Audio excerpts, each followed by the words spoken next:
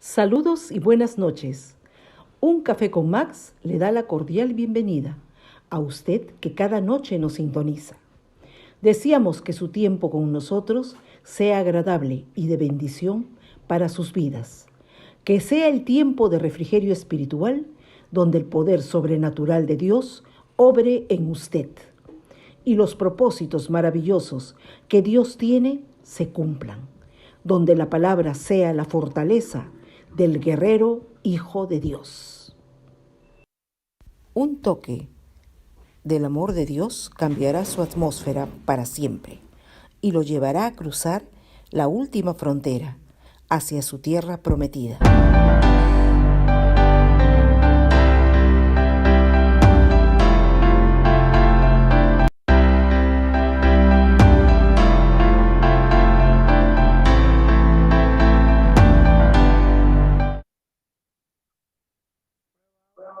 Hola, muy buenas noches. Bienvenidos. Hola María, bienvenida. Gracias por estar allí. Hoy seguiremos nuestro programa sobre la sana doctrina. Es una pequeña serie que hemos comenzado y vamos a continuarlo hoy hasta mañana. Y luego viene Navidad y se va acabando el año. Amén. Probablemente tengamos un pequeño receso ahí para darnos unas vacaciones, en fin, ya la estaremos informando en su momento. Vamos a orar, por favor, acompáñeme en unas palabras de oración. Padre nuestro que estás en los cielos, amoroso Señor, en esta noche te damos las gracias porque nos haces llegar a este tiempo, en esta generación, Señor, y en el lugar que tú nos has plantado. De donde estemos, de allí estamos, clamando a ti, buscando tu presencia, Señor, orando por cada uno de nuestros hermanos de este humilde café. Que tú los bendigas donde quiera que estén. Hay muchos que no están entrando. Señor, no sabemos qué está sucediendo con ellos. Pues oramos con amor, porque los extrañamos, Señor. Que donde quiera que estén, tu gracia, tu amor infinito los alcance, los bendiga. Que este fin de año, estas Navidades, sean realmente muy bonitas, muy hermosas para ellos. Si están delicados, Señor, sé tú curándolos, sanándolos, restaurándolos. Si les falta fuerza, sé tú su fortaleza, Señor. Si les falta luz, ilumina sus vidas, Padre, con el poder de tu palabra. Amoroso Dios, si están tristes, consuélalos, Señor. Tú eres nuestro consolador. Padre, tú nos abrazas con ese abrazo de consuelo, de paz. Amoroso Señor, bendice a nuestra nación. Padre, si bien es cierto, hay una pequeña tregua por Navidad y tal, Señor, oramos para que la paz vuelva a nuestra nación.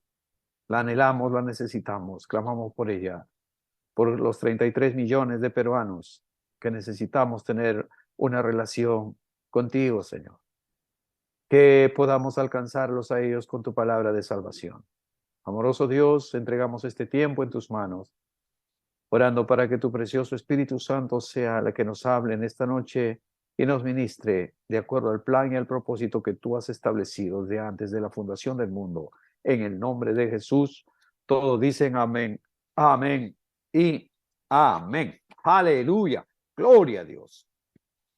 Nosotros estuvimos compartiendo ayer sobre la sana doctrina. Y decíamos que la sana doctrina es simplemente la doctrina de la Biblia. La buena palabra, la sana doctrina, la enseñanza, ¿no? Que permite que podamos nosotros, a través de la enseñanza, ir al libro, capítulo y versículo donde está establecida la enseñanza. Punto. Ese es, digamos, la regla. Ese es el filtro. Si lo que usted está recibiendo como palabra, como enseñanza, como predicación, está sustentada en la palabra, gloria a Dios. Recíbalo, recíbalo. Pero si la enseñanza, por muy bonita que fuere, no se ajusta a la palabra de Dios, sino que está sujetada a otros libros, a otra literatura, no lo acepte. No lo acepte. Amén. Vamos a Hebreos 9, 16, 17. Dice la palabra de Dios en Hebreos 9, 16 y 17, se los leo.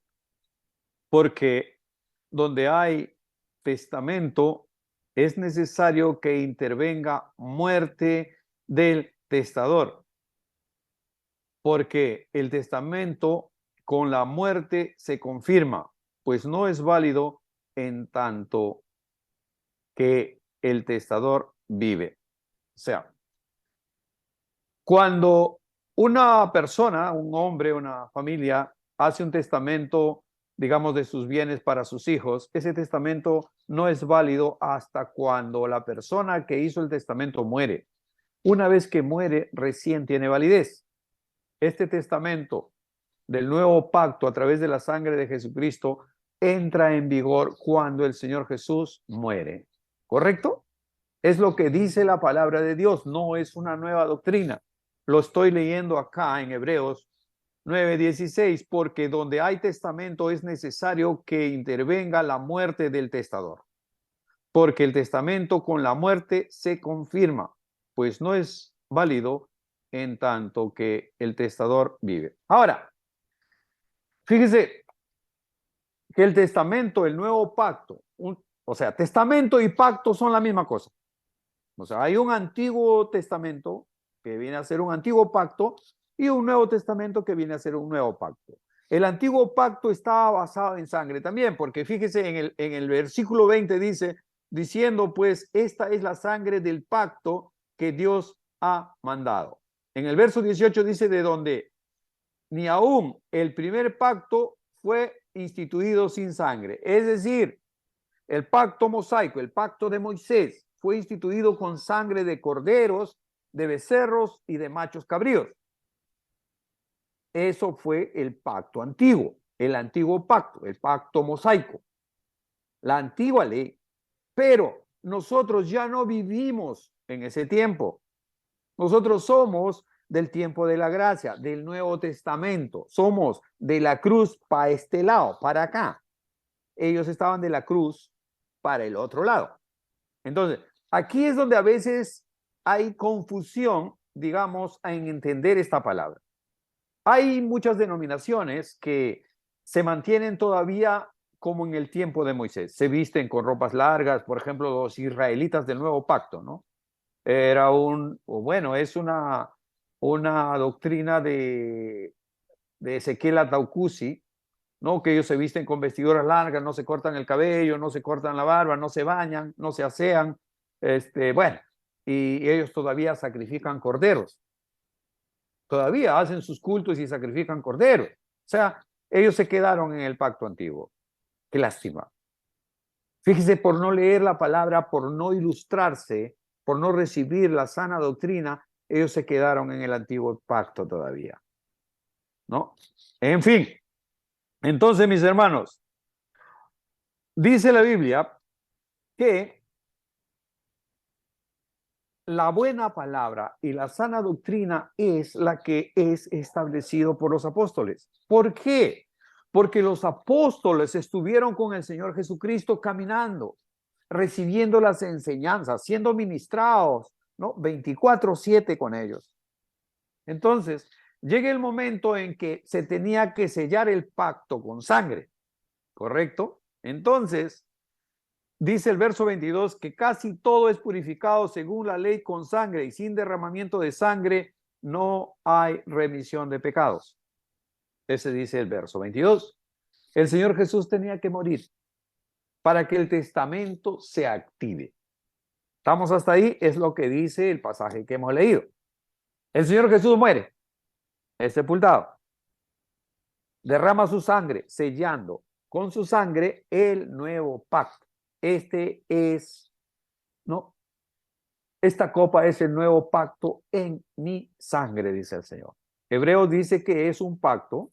Hebreos 8:6 dice, pero ahora tanto mejor ministerio es el suyo cuanto es mediador de un mejor pacto, con mejores promesas. ¿Correcto? Entonces tenemos a nuestro Señor Jesucristo, que es el sumo sacerdote, que está sentado a la diestra del Padre, que Él resucitó, y porque Él resucitó, nosotros resucitaremos también. Ahora, cuando Él se va, Él dice, no os dejaré huérfanos, os enviaré un consolador que esté con vosotros todos los días hasta el fin del mundo. Entonces en Hechos 1:8, vamos a correr un poquito con la Biblia. Hechos 1 dice, 1:8 dice, pero recibiréis poder cuando haya venido sobre vosotros el Espíritu Santo y me seréis testigos en Jerusalén, en todo Judea, en Samaria y hasta lo último de la tierra. Dice, ¿no? El Señor Jesús, al ser ascendido a los cielos, le dice, todos sus discípulos se quedan tristes mirándolo como se va, expectantes. Entonces el Señor le dice, no los dejaré solos, les enviaré al Consolador. No se vayan de Jerusalén, quédense aquí. Entonces había pasado la Pascua, donde Él es sacrificado, Él es ascendido al tercer día, pasan 50 días, comienza la fiesta judía del Pentecostés, de los 50 días. Entonces, ahí ellos están reunidos en Jerusalén porque obviamente ellos querían escaparse, querían huir de ahí por la persecución que había. Si ya habían matado al maestro, al líder, imagínense qué iban a hacer con los otros, con sus seguidores. Todos estaban para escapar, para arrancar. Pero el Señor les dice, quédense, no se vayan, hasta que haya venido sobre vosotros. Entonces, aquí dice, y recibiréis poder cuando haya venido sobre vosotros el poder del Espíritu Santo y me seréis testigos en Jerusalén, en todo Judea, en Samaria y hasta lo último de la tierra. Y en el capítulo 2 de Hechos, en el siguiente capítulo, verso 4, dice, y fueron todos llenos del Espíritu Santo y comenzaron a hablar en otras lenguas, según el Espíritu les daba que hablasen. Dice, cuando llegó el día de Pentecostés, estaban todos unánimes, juntos. Y de repente vino del cielo un estruendo como de un viento recio que soplaba, el cual llenó toda la casa donde estaban sentados. Y se les aparecieron lenguas repartidas como de fuego, asentándose sobre cada uno de ellos. Y fueron todos llenos del Espíritu Santo y comenzaron a hablar en otras lenguas. Allí comienza la unción. Y recibiréis poder cuando haya venido sobre vosotros el poder del Espíritu Santo. Es ahí cuando reciben poder para la buena palabra y la sana doctrina. ¿Qué dice en el capítulo 42? Dice, y perseveraban en la doctrina de los apóstoles, en la comunión unos con otros, en el partimiento del pan y en las oraciones. Y perseveraban en la doctrina de los apóstoles. No dice que perseveraban en la doctrina de la ley, no dice que perseveraban en las leyes mosaicas. No, ya se acabó el sacrificio de corderos, no más corderos, no machos cabríos, no, nada de eso. Ya había sido hecho el sacrificio eterno, único, una vez y para siempre, divino, el más especial, en el cual todos nosotros, dice, y perseveraban en la doctrina de los apóstoles. Es decir, la buena palabra y la sana doctrina es la doctrina de los apóstoles. ¿Por qué de los apóstoles? Porque es la doctrina de Jesucristo. Jesucristo enseñó a sus discípulos cómo hablar, cómo predicar, cómo ministrar la palabra de Dios. Ahora, cuando Él se va, dice, necesitan ustedes un poder, necesitan ser ungidos. Entonces dice, no se vayan, quédense. Y el día de Pentecostés, todos estaban reunidos en el Pentecostés y estaban todos unánimes juntos y de repente vino del cielo un estruendo como un viento recio que soplaba, el cual llenó toda la casa. Y dice que salieron, dice, se les aparecieron lenguas repartidas como de fuego, asentándose sobre cada uno de ellos y fueron todos llenos del Espíritu Santo. Y de ahí salieron de ahí. ¿Y qué dice? Predicó Pedro. ¿Y qué dice en el verso 40? Dice en el 41, así que recibieron su palabra y fueron bautizados y se añadieron aquel día como 3,000 personas. Interesante, ¿verdad? 3,000 personas en una noche. En fin, entonces mis hermanos, la sana doctrina tiene que ver con la doctrina de Jesucristo y con la doctrina de los apóstoles. Ahora, ¿por qué de los apóstoles? Porque los apóstoles fueron los que recibieron el poder del Espíritu Santo para ser testigos. ¿Testigos de qué? De lo que el Señor Jesucristo había hecho en esos 3 años y medio. Ellos lo vieron, fueron testigos de excepción, por eso se llaman testigos del Cordero o apóstoles del Cordero, porque estaban con Él, vivían con Él, caminaban con él. Entonces, veían todo. Por eso es que el apóstol Pablo en Corintios, en Timoteo, le dicen, en Timoteo 2:2 dice, lo que has oído de mí ante muchos testigos, esto encarga a hombres fieles que sean idóneos para enseñar también a otros. Entonces, aquí el apóstol Pablo está enseñando a Timoteo, dice, lo que has oído de mí. ¿Y qué cosa había oído de él, Timoteo? Obviamente, la buena palabra y la sana doctrina, porque a Pablo se le había revelado personalmente el Señor Jesucristo. Había tenido un tiempo personal con él, porque Pablo no fue un apóstol del Cordero, porque no estuvo con el Señor Jesús. Más por el contrario, él era un perseguidor de los cristianos. Pero el Señor Jesús dijo, escogido me es esto. Cuando se le encuentra, cuando tiene su encuentro personal, él iba a Damasco, ¿no? Iba a perseguir a los cristianos para poder encarcelarlos. Y ahí es donde se le aparece el Señor con una luz potente que lo derriba del caballo. El caballo también cae y una voz audible dice, Saulo, Saulo, ¿por qué me persigues? Entonces él, siendo un hombre valiente, un bravo de bravos, el mero mero, pero estaba caído en el piso y al escuchar esa voz que quebranta los huesos, que tumba al caballo y al jinete, él dice, ¿quién eres, Señor? Y él le dice, yo soy Jesús, a quien tú persigues. Cuando tú tienes un encuentro de esa naturaleza y quedas completamente transformado para siempre, ese encuentro de Saulo lo convirtió de una manera absolutamente brutal, terrible, un cambio radical de 180 grados, ¿verdad? Él se estaba yendo para allá y ahora comenzó a ir para acá. ¿Por qué? Porque tuvo un encuentro personal con el Señor Jesús. Ese encuentro personal lo tenemos todos nosotros en algún momento de nuestras vidas. Probablemente no estemos persiguiendo a los cristianos, pero sí podemos estar haciendo burla de ellos, de los cristianos, no de Cristo.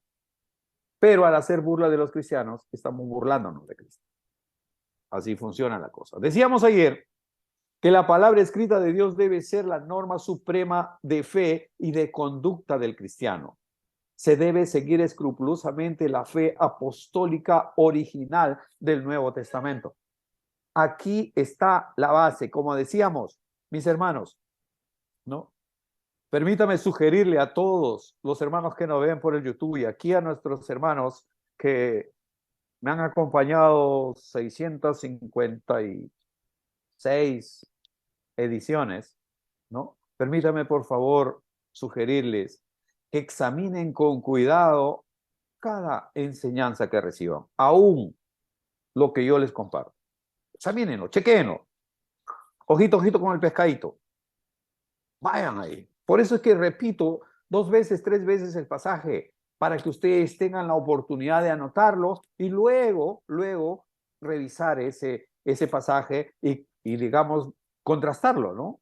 Ahora, para comprobar si realmente está en la Biblia y si corresponde a la sana doctrina. Ahora, mis hermanos, la doctrina de los apóstoles es la doctrina de Jesucristo. Si no está en la Biblia, entonces no la acepten. Puede venir, se van a levantar en los últimos tiempos. Es lo que le dice también Pablo a Timoteo, que en los últimos tiempos vendrán gente, amadores de sí mismos, engañadores, perversos, malos, que estarán solamente predicando prosperidad, prosperidad, prosperidad y después prosperidad. Más allá, prosperidad en la mañana, en la tarde, en la noche. Cómo ser ricos, cómo ganar plata. Y ese no es el evangelio de Jesucristo. Olvídalo.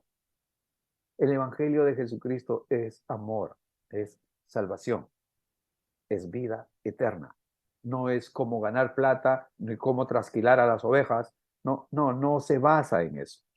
No, por favor, no nos confundamos. Sí son unos tremendos oradores, sí son unos tremendos motivadores que usan mucho la psicología, que usan mucho las emociones de la gente. O sea, son estrategas, se han preparado para eso, para impresionar a la gente, para tocar su área emotiva, su área almática, sus sentimientos.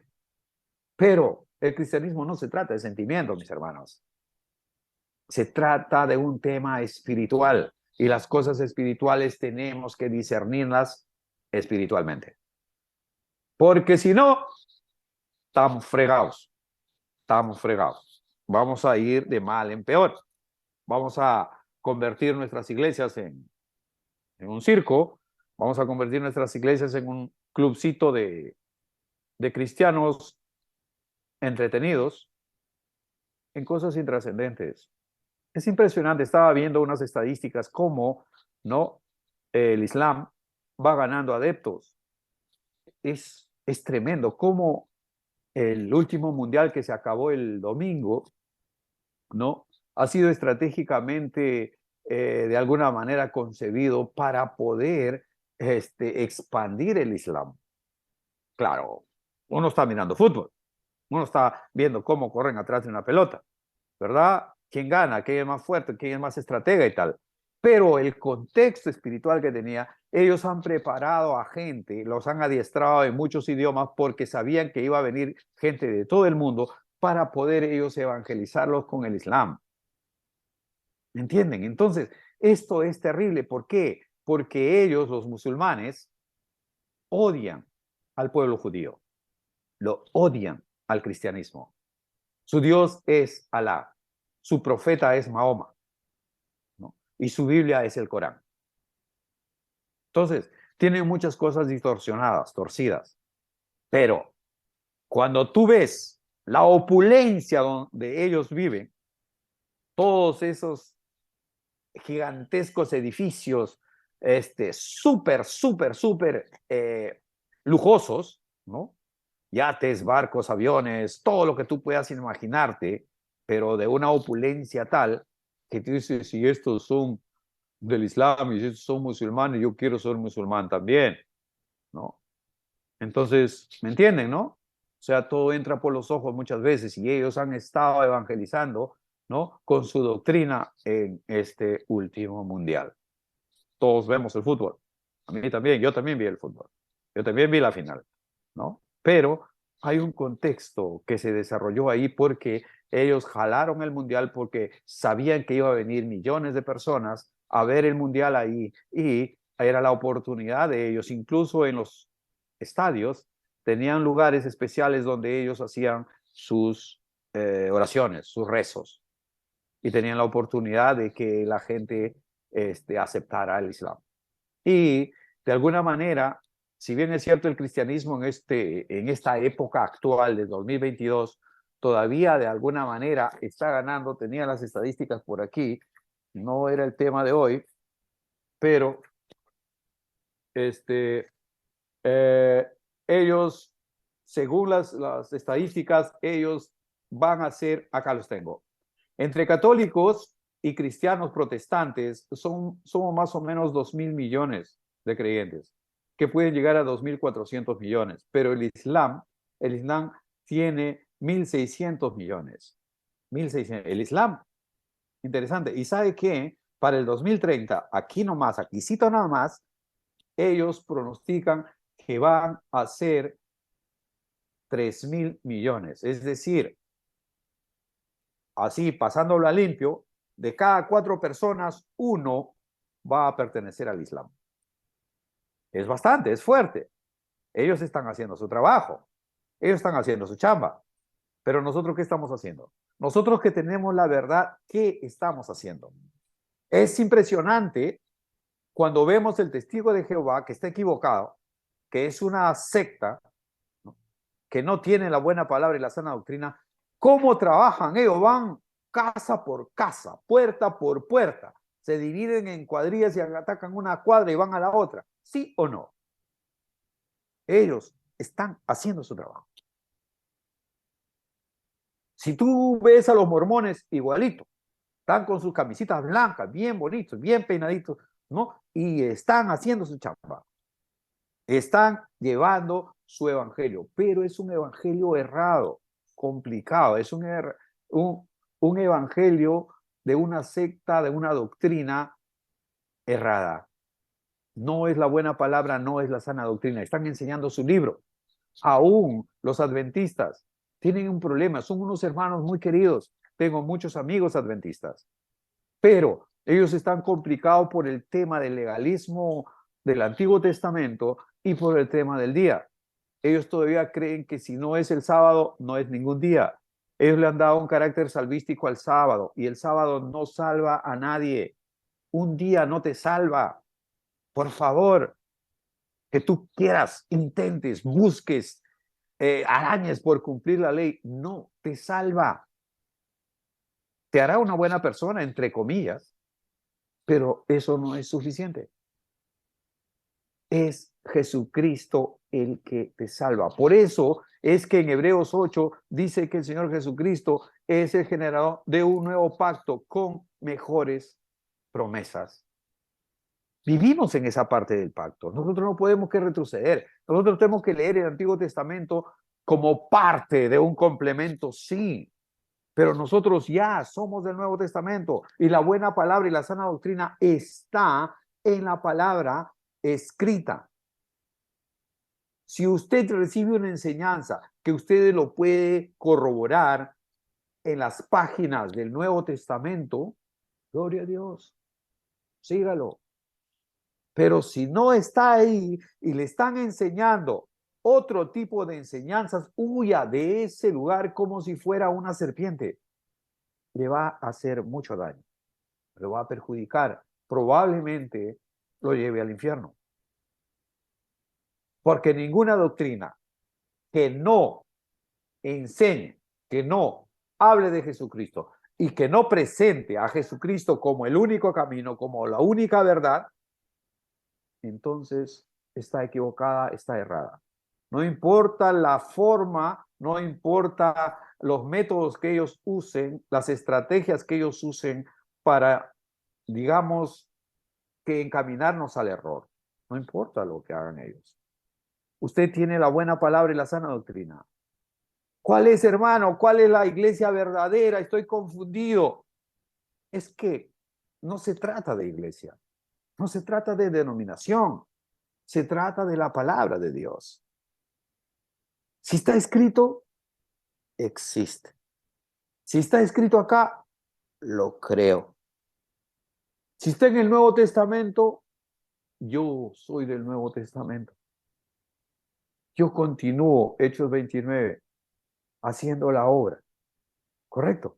Ahí vamos. Ese, de alguna manera, es el mensaje. Eso es lo que nosotros tenemos que, de alguna manera, apuntar a eso. Las cosas que los apóstoles enseñaban y todos los que oyeron al apóstol Pablo permanecieron en la verdad de Jesucristo. ¿Por qué? Porque era una doctrina que tenía autoridad. Porque era como que el mismo Señor Jesús les estaba hablando. Ahora, cuando usted, amado hermano, amada hermana, se sumerge en la palabra de Dios, a leer, a escudriñar, a analizar el Nuevo Testamento, usted va a sentir como que realmente Jesús le está hablando.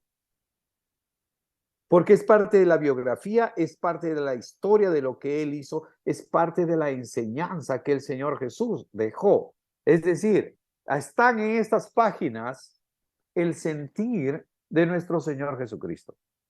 Y él, obviamente, él vino obedeciendo. Por eso dice, si me escuchan a mí, están escuchando al Padre. Las cosas que yo hago, ¿no? El Padre las hizo también. Me envió a hacerlas. Y es lo que el Señor Jesús dice, yo no he venido por mi propia cuenta. Fue el Padre que lo envió. Ahora, el Padre continúa su ministerio a través de Jesucristo al enviarnos a nosotros también. O sea, la historia no acaba cuando usted acepta a Jesucristo y ya es salvo. Ya es salvo. Gloria a Dios, usted es salvo.